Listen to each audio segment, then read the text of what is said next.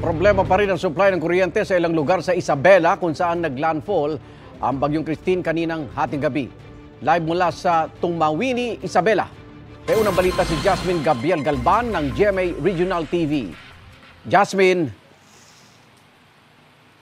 Igan, alas 12:30 ng hating gabi nang maglandfall si Bagyong Christine sa probinsya ng Isabela, partikular sa bahagi ng Divelacan. Sa mga oras na ito, ramdam pa rin ang epekto ni Bagyong Christine. Pabugso-bugso yung hangin at simula kaninang madaling araw, tuloy-tuloy ang buhos ng ulan. Magdamag na pabugso-bugsong hangin ang naranasan sa Isabela. Sa lakas ng hangin, halos mabali ang mga sanga ng punong kahoy. Maririnig pang tila pag-ugong ng hangin. Mag-aalas 10 kagabi nang maranasan ng malakas na buhos ng ulan sa ilang bayan sa probinsya. Magdamag ding nakabantay ang otoridad sa iba't ibang lugar, gaya sa Barangay Arcon sa bayan ng Tumawini. Nandito yung kon namin, nandun yung kon namin. Para halimbawa, pag may pagpa-rescue, mapuntahan namin agad. 16 na barangay ang binabantay ng mga otoridad sa bayan ng Tumawini dahil sa banta ng pagbaha. Lalo pat malapit ng umapawang tubig sa ilog. Mahigit sa 100 individual ang nasa mga evacuation center sa bayan.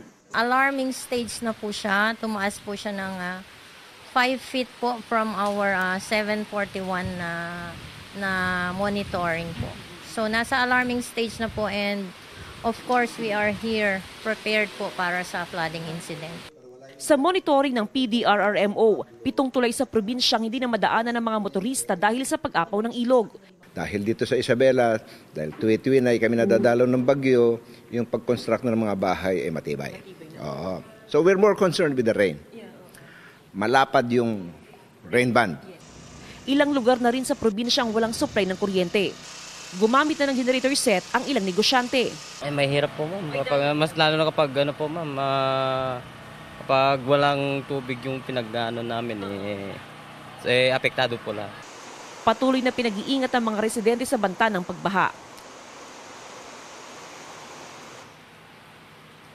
Igan, as of 5 a.m. monitoring ng PDRRMO ay mahigit na sa 3,000 individuals ang nasa mga evacuation center mula yan sa 28 na bayan at city sa probinsya ng Isabela. Sa ngayon, meron pa rin ilang lugar na walang supply ng kuryente. Samantala, tuloy-tuloy ang kanilang monitoring sa mga river system sa probinsya.